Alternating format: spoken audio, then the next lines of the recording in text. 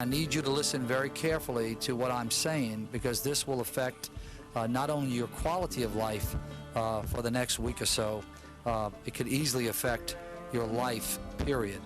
So in 2005, I was 12 years old, and that same year, Hurricane Katrina hit. And like any other storm we had prepared for, we packed our bags, we were ready just to go to a neighboring state. And when we got to Texas, we actually met up with our other cousins and our aunties. And I remember all of the adults, actually, they huddled in one room, and it got really quiet all of a sudden.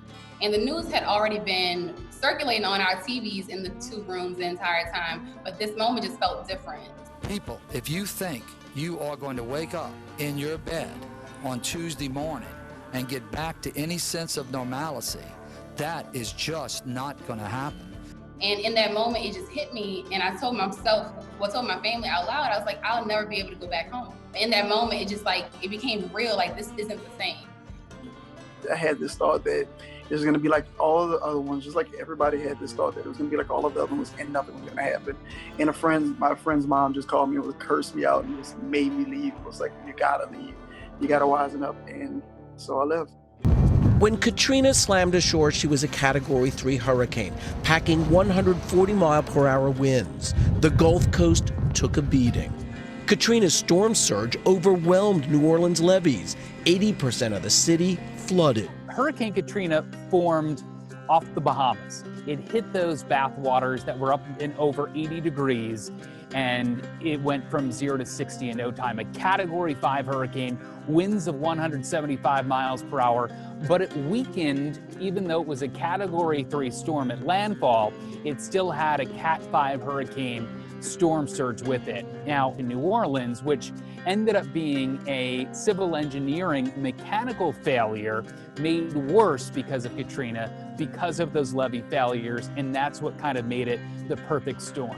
We can take the data from a storm and literally tie it to climate change and see if it was caused by climate change directly, or if it made that storm worse. Maybe it made it stronger, bigger. And if you look at the data that we had from Hurricane Katrina and took all of those climate aspects and took it back in time to 1900, that storm surge was 50 to 60% worse during 2005 if that storm happened in 1900. So that's a pretty significant increase in magnitude, some 105 years later.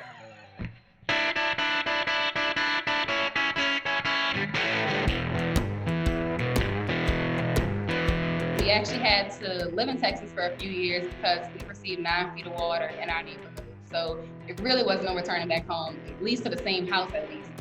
So while we were living in Texas, I remember begging my mama every day. I wanted to return home so badly because Texas just wasn't home. I was used to being in New Orleans, and we moved back home. And I remember when I came home, of course, I was so excited to finally be returning. And I started to see that there were so many changes happening across the city. So there were neighborhoods that I was used to seeing as a child that were no longer there. There were people in those neighborhoods that were no longer living there. They were in other states, in Atlanta and Texas. A lot of residents from the city that are being displaced by the storm, a lot of Black residents who aren't able to come back. We have a lot of parts of our city that are changing, and those residents that have lived in those neighborhoods aren't a part of that change.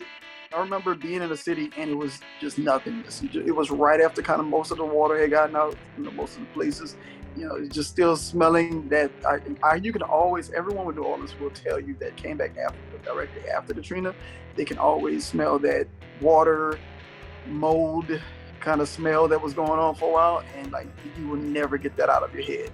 It does something to a person just to come back, see your city just decimated by water and destruction. I hope this is a wake-up call for people to realize you have to find something outside of just taking and feeding off of our own culture. If you want this community to thrive, you want this infrastructure to stay alive for the next 100 or 200 years, you have to take into consideration that it needs to be around for somebody else, not just you. This is just an unbelievable scene. Some 10,000 took shelter in the Superdome, which became a convention of misery. Others stuck it out at home. Tens of thousands who would need rescue or would be beyond rescue. When it was over, more than 1,800 were dead, most in New Orleans. 70% of the homes damaged or destroyed. You hear about the United States going and helping countries that are less fortunate, third world countries, after earthquakes, after tsunamis, after typhoons or cyclones in other parts of the world. You never hear of the world basically coming to the aid of the United States. And when it comes to our communities of color, those communities are hit first and worst. You expect them to evacuate with what means? You're essentially taking a large population center and telling them to leave. Well, where do they go if they don't have the means to go? And I think that opened our eyes to the fact that we can have a humanitarian aid crisis in this country. In fact, we are very vulnerable, and especially our communities of color.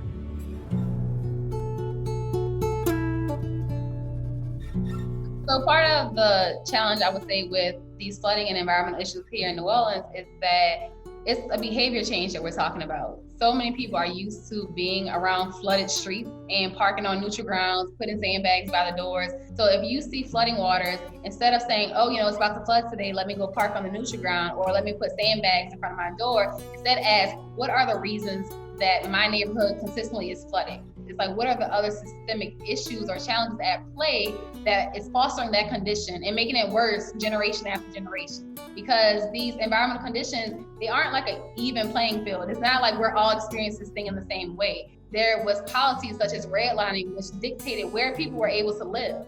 So Black people, of course, lived in areas where there were more environmental harm, there were lower ground levels, so that when it rains, that water is going to those neighborhoods and in those areas.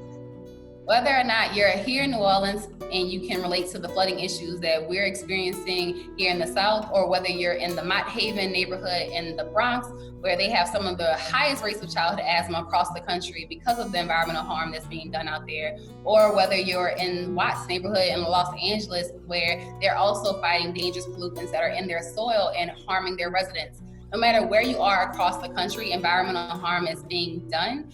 And I think it's an important takeaway that we understand that these aren't isolated incidences. These are all part of a larger systemic problem. And it's up to us to change how that system has been operating, which has not benefited Black people. It has not benefited brown people. It has not benefited minority voices who need to be a part of these conversations, because we are the ones that are being harmed by these decisions being done in our built environment.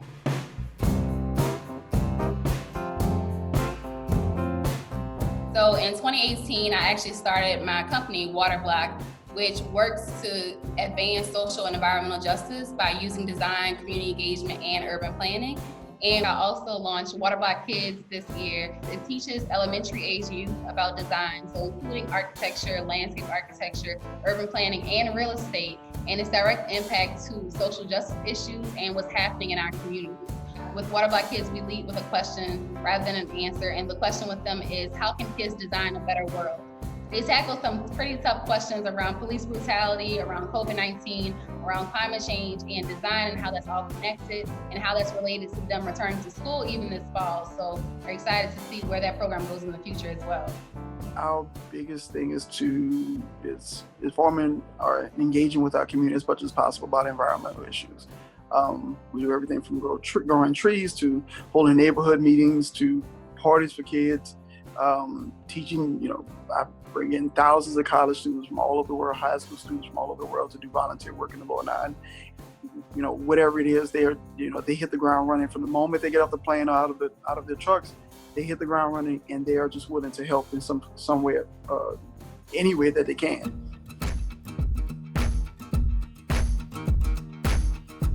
We haven't done enough in preparing for what's to come. And I think climate research has shown that storms are going to become stronger, and they could affect areas that weren't prone to strong hurricanes, like New York City, like Philadelphia, like Washington, D.C., that have large, vulnerable communities of color. And that's what's concerning going forward. Officials need to understand the consequences and the impacts of climate change going forward. And with stronger storms comes much more serious consequences. And I think that that's what we kind of saw a sampling of with Hurricane Katrina, that in fact, It doesn't take a Category 5 storm when you're dealing with aging infrastructure and communities of color that are already vulnerable to cause a complete catastrophe.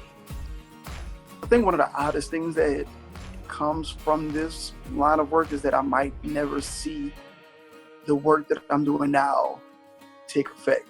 Like I would never see, I grow cypress trees all the time, and I would never see a cypress tree to its full effect, but I know that someone would benefit from that, 50 or 60, 100 years down the line. So that's something that's comforting for me. It took me a while to really understand that portion of it, that the environmental work that we do, the cleanup, the work that we do for our city, it might not be something that I'm going to really reap the benefits from, but someone will in the future. So Hurricane Katrina definitely isn't ancient history.